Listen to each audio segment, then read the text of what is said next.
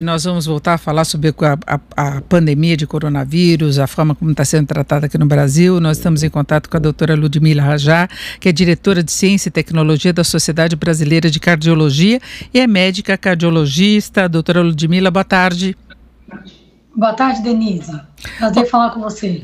Doutora Ludmila, nós continuamos aquela polêmica toda, usa cloroquina, não usa cloroquina, cloroquina resolve, cloroquina não resolve, qual o tratamento, vários avanços, utilização do plasma, tem alguns outros tratamentos, se fala que a Itália e Israel estariam avançados aí em relação à vacina. Eu queria saber, para um médico que lida hoje com essa situação, quais são os procedimentos mais adotados, o que a senhora acha que é mais confiável e mais seguro no atual momento? Olha, Denise, o tratamento seguro nesse momento, sem dúvida, é o tratamento estruturado, baseado em uma emergência adequada, em uma unidade de terapia intensiva adequada. Nós estamos falando da forma grave da doença, daquele paciente que se enquadra nos 5% de indicação de internação.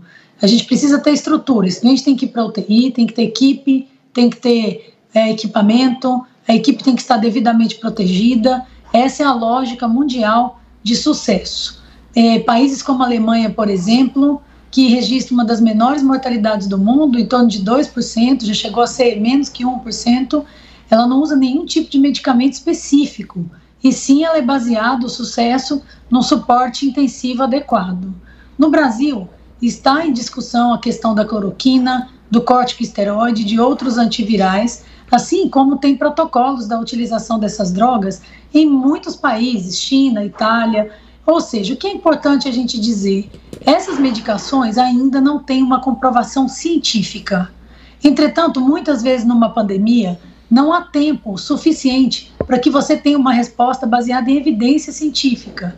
Então, alguns desses protocolos são pautados em experiências com outras doenças, em ensaios que são feitos in vitro no laboratório. O mais importante de tudo é, qualquer que seja o protocolo adotado, ele tem que ser feito com responsabilidade e, idealmente, que esse paciente seja parte de estudos clínicos, ou seja, a instituição está seguindo de perto esse doente, está analisando eventos adversos, porque realmente um medicamento ou, eventualmente, uma vacina já adotados, comprovados cientificamente, a gente não tem.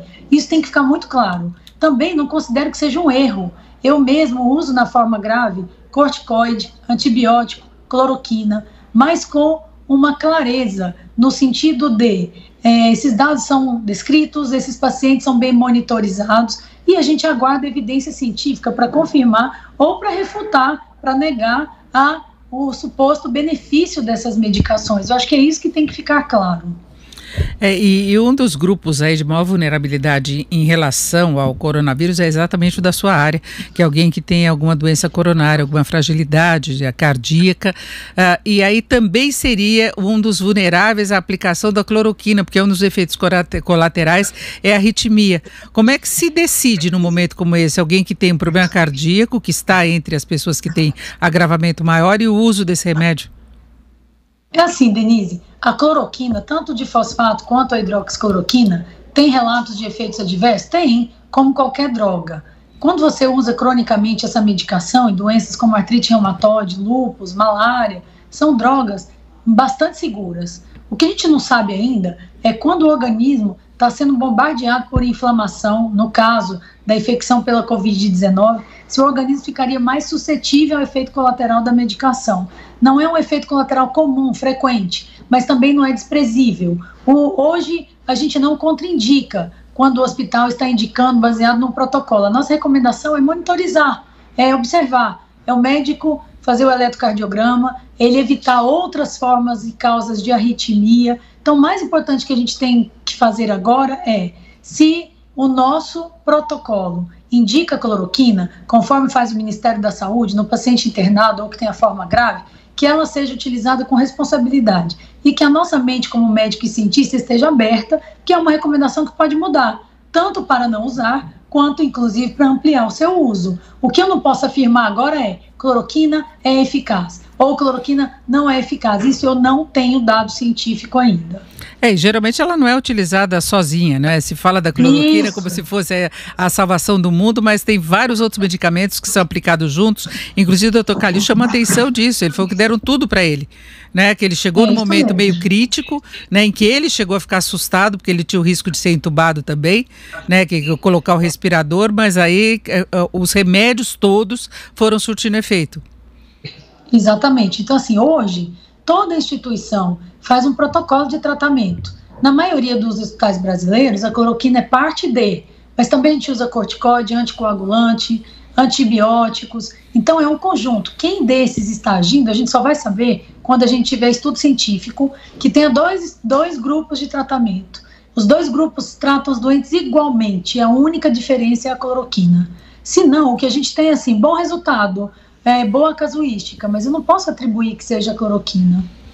Agora, a senhora que trabalha na área intensiva mesmo, das UTIs, que é o lugar mais pesado do tratamento, a senhora vê alguma resposta mais rápida ou ainda continua aquele problema de as pessoas ficarem muito tempo nos leitos, ocupando o respirador, sem dar uma resposta mais rápida, diferente do que acontece com outras doenças? Isso é fato, Denise, não é uma doença de evolução curta e nem rápida. Isso não mudou. Esse comportamento da doença foi visto na China, na Itália, nos outros países europeus. O paciente, quando vem para a UTI, que precisa de oxigênio, que precisa do respirador, antes de 2 semanas ele não sai da UTI. Isso é fato. Então, isso significa que a busca por um tratamento que minimize a gravidade, que encurte o tempo de doença, ela é fundamental. Ela é um pilar da nossa investigação científica nesse momento. Porque você imagina com os números aumentando, com a nossa capacidade finita de atender esses doentes, e realmente nós estamos tratando de uma doença grave, longa, e que muitas vezes pode cronificar. Então essa é uma preocupação central de quem está na lida com esses pacientes. E estando na lida com esses pacientes, como é que a senhora viu as manifestações desse final de semana em São Paulo, de pessoas gritando aqui na Paulista, interromper o trânsito, dizendo que é um resfriado apenas? Eu acho muito triste isso. A única coisa que eu acho que a gente não deveria estar discutindo agora é perder tempo e energia com politização da questão. Não há um político, não há um cidadão brasileiro que não esteja muito preocupado com essa história. Então nós estamos num momento de união, de solidariedade, de adesão às medidas governamentais. Então, esse é um momento na qual, para mim, não cabe manifestação. Eu sou contra até qualquer tipo de manifestação, até em janela. Agora é hora da população aderir a tudo, aderir às recomendações e falar uma única língua. A gente está no mesmo barco e os nossos líderes governamentais cuidando da gente. Essa questão agora de discussão passear. Nós vamos retomar o contato com a doutora Ludmila, ela que trabalha na linha de frente, além de cardiologista, ela também trabalha no intensivo, ela é diretora de Ciência e Tecnologia da Sociedade Brasileira de Cardiologia. Doutora Ludmila, por favor, a senhora estava falando a respeito desse momento agora que não é para perder tempo com manifestações, com discussões políticas, não é? Claro, agora é hora da população estar junta, unida, dos nossos líderes cuidar da parte socioeconômica, do impacto disso. A gente tem que confiar neles, até porque a gente exerceu o poder do nosso voto, e agora a gente tem que obedecer às nossas autoridades sanitárias, estarmos todos preocupados com o real impacto disso, mas jamais em passeata, em manifestação, em discussão politizada. É tudo que a gente não quer. Perfeito. E agora, para fecharmos, foi autorizado, por exemplo, o uso da cloroquina e outros medicamentos também já devem estar sendo aplicados no início, quando a pessoa chega no hospital e não apenas nos casos mais graves. A senhora tem visto alguma resposta mais rápida na sua avaliação? Esse é o procedimento correto?